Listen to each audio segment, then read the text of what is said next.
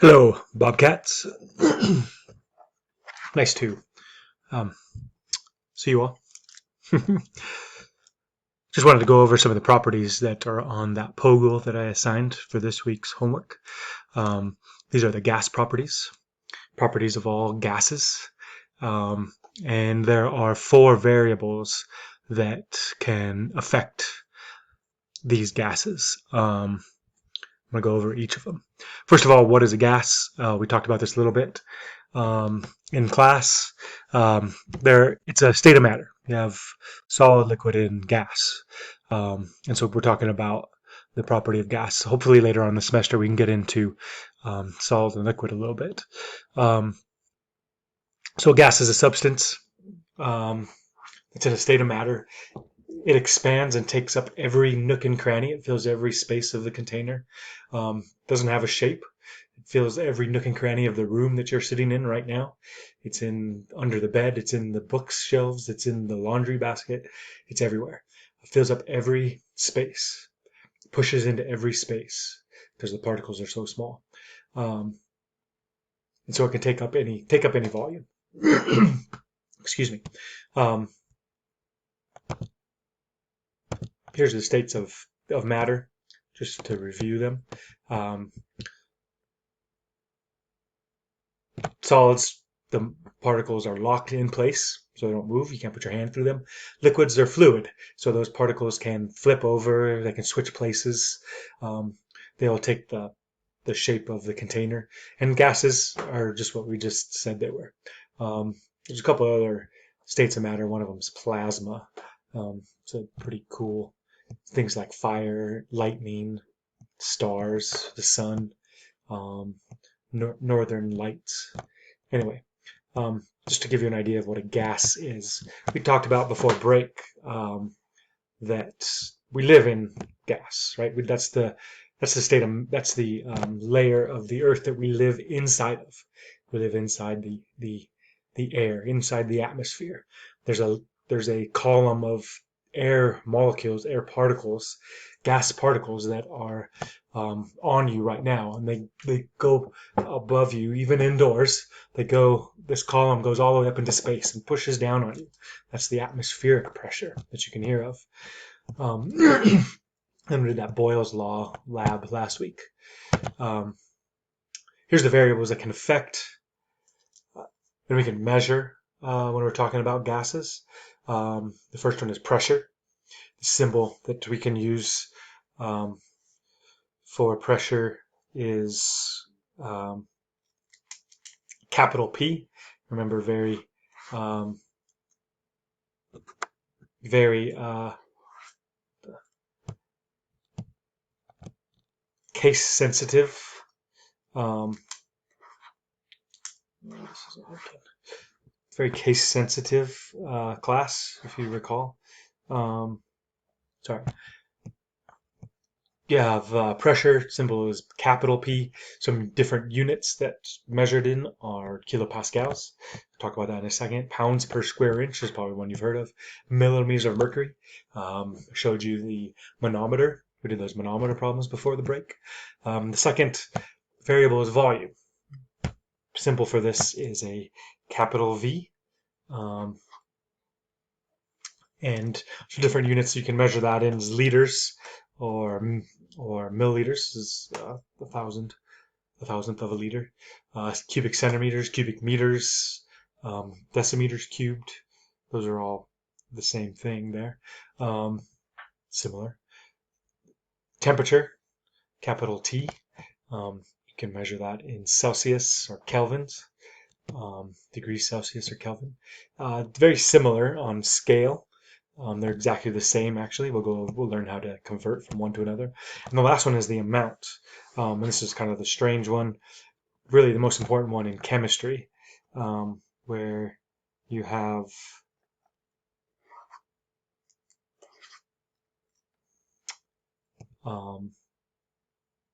moles. We'll talk about in a second. The abbreviation for that is MOL. And the abbreviation is lowercase n for amount. Let's go over each of these a little more in detail. First is pressure. We learned this before the break. its pressure is that push of gas particles on an area. It's measured, or it's known as the force, which we know about force. Force is measured in newtons. Okay, it's a push or a pull on anything, and so the air particles push on an area, and so that's the force per area. Newton per meter squared. And this is what this is what a Pascal is. It's a Newton per meter squared. The abbreviation is a PA, capital PA. I can think about these in these diagrams. This is these particles, this air, putting a force on some area. In this case, it's a circular area. So you could figure out the area by taking the diameter of the circle and multiplying by pi, right? Or if you had a square area, that force pushing on it could be inside of a bike tire or inside a bottle that we did in for the lab. Here's a balloon where these air particles, these gas particles are bouncing into each other. One thing about gases is when these air particles are moving, they bump into each other and they don't really they don't stick to each other at all. There's no force of attraction between them. They just bounce off the inside of the balloon, right? Making it inflated. Volume is that three-dimensional space. You can think about it as the length times the width times the height. And so that's why we can measure it as that distance cubed, right? Cubic distance, meters cubed, or decimeters cubed.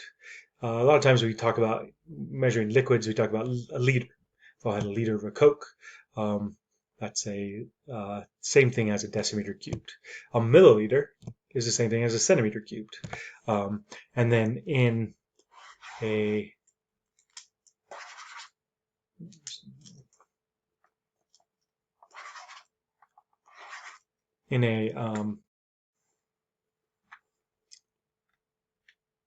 liter, there are 1,000 milliliters. Oh, there it goes. So I don't have that on here. In 1 liter is equal to 1,000 milliliters. Okay, so obviously a decimeter is the same as a liter, so there's 1,000 centimeters cubed are in a decimeter cubed, or in a liter. You can measure that. So volume, that amount of space that something takes up. And so if the container is closed for a gas, it'll take up that entire space, and we can measure that fairly easily. Temperature, I think this is one people are having trouble with on the poll. Temperature, capital T. Okay, what is it? Of course, we use a thermometer to measure it. But what temperature is it's different. Temperature is not heat. Heat and temperature are not the same thing. Temperature is a way to measure how hot or cold something is, but heat is actually, heat is equal to energy. We'll learn about that hopefully later on in this funky semester that we're having. Okay, and so the measure of the average kinetic energy of the particles in a substance. So it's the way we measure. So we use a thermometer to measure this. So the measure, you can use a thermometer. We're measuring how hot, how cold a substance is on a numeric scale, and that's what the thermometer is for. Either in Celsius, degrees Celsius, or Kelvin. When we do these gas laws, we actually have to use Kelvin, and you'll learn why in a little bit. Okay. Now let's talk about what this average, of course, is just taking every particle that's moving and averaging them all together, right? How fast they are moving. And so kinetic, we know what kinetic is. We've learned a little bit of kinetics. Kinetic is movement. It's motion. So essentially what a thermometer does is it measures how fast all those gas particles are moving. And we use this numeric scale to measure it. And actually what's happening is, if you look at this diagram here, if I have a thermometer, which I don't, I can draw one here. If I have my thermometer and I stick it in here, right, and it has these lines on it, the worst drawn thermometer ever. Oftentimes they if it's red, there's alcohol on them, right? And so this thermometer goes up and down here, depending on basically these particles bouncing in and hitting into the thermometer and bounce off of it, and how fast they bounce off of this, it moves the mercury or the um, or the uh, alcohol in this case up, right? Here we have a higher temperature. Okay, so this is what I think what people are having trouble on the POGL is these arrows are how fast they're moving, right? You can think of them as vectors. The arrows here in this cooler gas, they're not as long. So they're not moving as fast. Here we have really long arrows.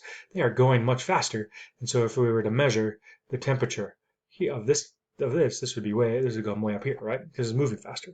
So those arrows basically are a measurement of temperature. So longer arrows, more movement, more motion, kinetic motion, so higher temperature. Okay. And the last one here, how much time, is the amount. Okay, and this is then you can think about this the number of particles. And the easiest way to think about this is it's just like saying a dozen. If I have a dozen of something, everyone knows you have 12, right? If I have a baker's dozen, you know I have 13, right? Well, for this amount, we use a mole. Okay, and what a mole is, 1 mole is when you have this huge number of things, of particles, very, very large. Not easy to understand, but if you think, okay, it's just like a dozen. How big is this?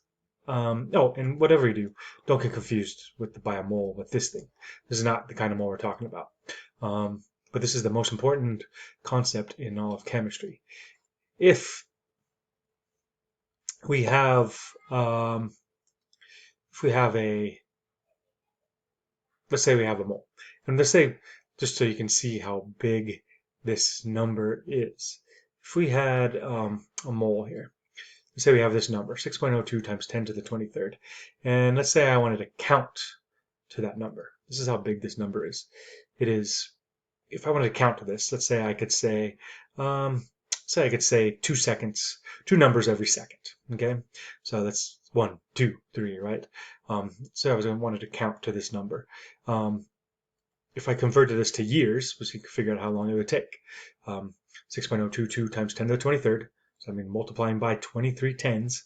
If we divide that by 60, it's going to get much smaller. There's 60 minutes in an hour. That would get much smaller. There's 24 hours in a day, right? And if I divided basically this number by all these, here's my trusty calculator, 6.022.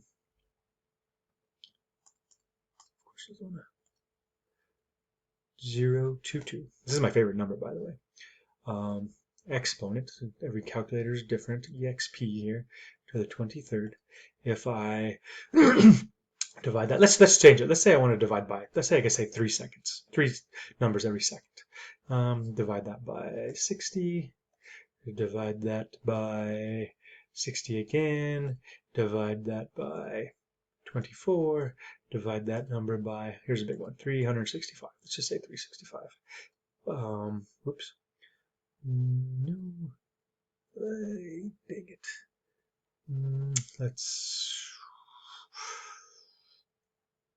Well, what we could do is, can't delete it, dang it. Oh, there it is. Don't start all over. There you go. It would take, I'm just not putting into scientific explanation, but it would take 6.3. Oops. It would take 6.3 times 10 to the 15th years. Okay, take that long because your numbers you cancel, your seconds, cancel your minutes, cancel your hours, cancel your days, cancel. So this gives me how many years it would take. It would take this year many years. Of course, the Earth is 14.7 times 10 to the 9th years old. The universe is. So this would take you long to count to this number would take you longer than the universe has been around. It's a ridiculously big number. But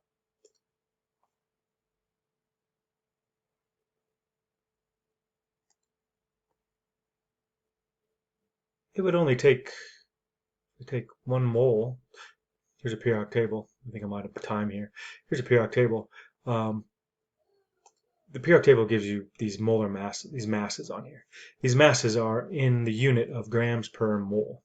Okay, so if I have a water molecule, that's H2O.